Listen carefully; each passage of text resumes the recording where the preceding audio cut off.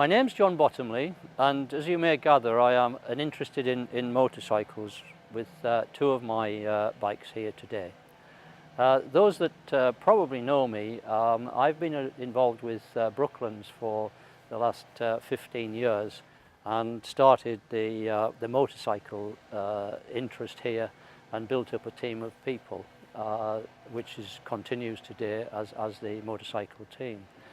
I have been in and around motorcycles all of my life, and I've picked up what I think is a passion, but my wife says it's an obsession with motorcycles. My father made me a bike at the age of 10, and I could not compete on it in those days until I was 16, and unfortunately he died when I was 15, but the interest has never left me. One of the things that I inherited from him was the interest and the skills and ability to actually make and develop specials, if that's the right way of putting it.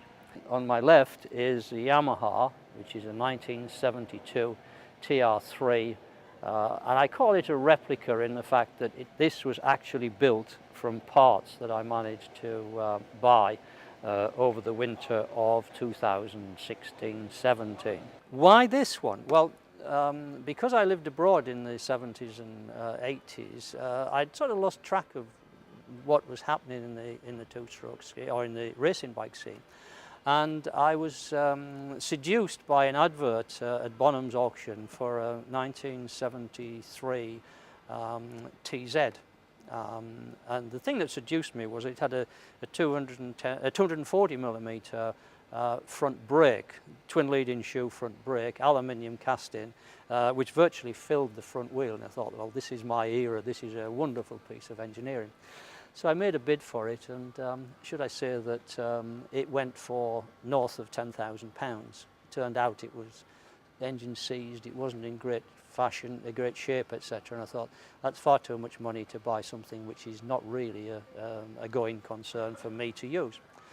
So having been bitten by the bug, I researched on the internet extensively and found that in America, the Yamaha ran what they called an RD350 race series. And again, more research, etc. I began to understand that Yamaha in their day, and bearing in mind they started in the sort of mid-60s with what would be termed piston port, so basic two-stroke engines, and produced not only what they would call a production racer, but also the ability for people to buy basically a road bike and all the bits to go on it to make it into a race bike. The only world championship that was won by a non-works bike was actually on a TZ, a Yamaha TZ. So with all this information, I thought, hey, this is an idea, this is a challenge. I spend quite a bit of time working on bikes, and I've got the facilities to lathe and etc. How about trying to have a go and build a TR3 350cc Yamaha replica circa about 1972. Having done all this research, I was looking around, for a donor bike based on the RD350, which was a road bike, which I think the RD350 was introduced in 1970 and ran for 3 years, and that was a 105 mile an hour road bike, which obviously the young guys in their day bought in their thousands and tried to kill themselves on the road. But this was a seriously powerful machine. Anyway, I found this on eBay. I found this donor bike, a potential donor bike on eBay, rang the chap up, and he asked me what I wanted to do with it, and I told him, and he said, I'm sorry, but he said, I'll not sell you it. He said, I'm a member of the RD Owners Club, and he said, a lot of our bikes are getting broken up and that, and we want to try and keep a hardcore of bikes available. So I said, oh, okay, thank you very much. And I was going to put the phone down. He said, however, he said, if you are interested, he said, I could probably let you have the basis of building the bike that you want. So what you see here is my shopping trip. And I say this is just a bag of bits. Well, what I bought, I mean, is literally the following. The front forks, the top yoke the bottom yoke and the fork legs are off 3 different parts, 3 different bikes. I got a frame. The frame, which you might look carefully at, and it's not quite so obvious because the tank actually covers some of it. And he also had a complete bottom end of the engine where he'd actually started to do what I wanted to do, and he'd renovated the big ends and the bearings, etc., new oil seals and that, so I had the bottom end of the engine. And he had a set of 350cc barrels, which he'd had bored and new pistons for. What he didn't have was 350 cylinder heads, but he said, I've got stacks of 250s and you just can't get the 350 ones because there weren't that many made. So I bought those, the barrels, the pistons, the bottom end, and a CDI unit and a wiring harness for it. What else did I get? I got the rear brake drum and all the fittings, the adjusters, etc. A couple of weeks later, I got this telephone call from Neil, and he said, "Do you want the Yamaha 210, which is the brake that's in this?" He said, "I've got one of those." He said, "But he said I'm going to have to charge you for it because I had to pay for it." He said, "That's fine." So we agreed the price, and now I have a complete bike in bits. And so we set off. I continued with my research. I got 2 wheels built with new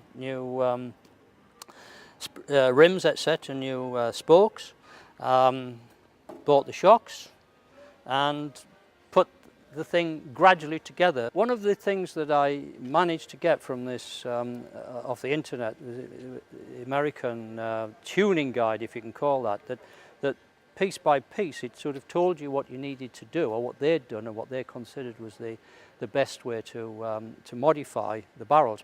Because I wanted to ride this and I wanted to use it for hill climbing and sprinting and generally parading, so I wasn't looking for an out-and-out pull your arms out race bike. So I modified that. I didn't at the time have any carburetors, so that was an investment in 2 brand new 34mm Mikuni carburetors, which are actually slightly bigger than what the original bike would have had on. And I fabricated the inlet manifold and everything, which I'm really quite proud of. This is not just a piston port 2-stroke. This has got a reed valve, which was the next extension in the story of successful 2-stroke racing. So I modified those to standard ones to what they recommended.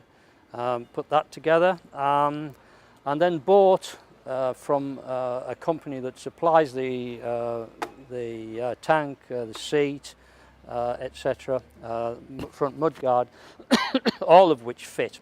So the final challenge that I had was the exhaust pipes, because that's the other thing that really makes 2-strokes work. And I was pointed by somebody to a chap called Dave Swarbrick, who, when I rang him up, fantastic guy. So as he said, and I can provide it in a kit form. I said, "Oh, fantastic, just down my street." So that came as a kit, relatively straightforward. And so we're now at a point where it may work.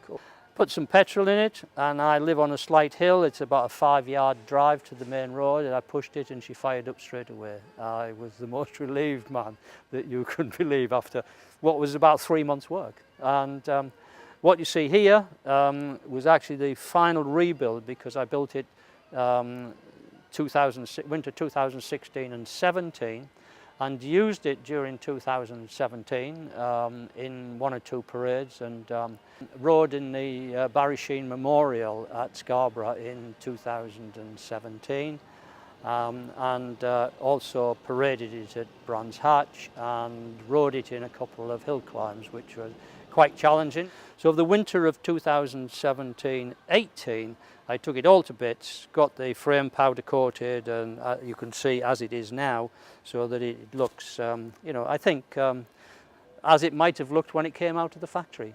And the other interesting thing that I did last year when I built it, and that I took it to the dyno, and the spec that they produced in the day says 54 brake horsepower at 9,000 RPM. This produces 55. so I was rather pleased.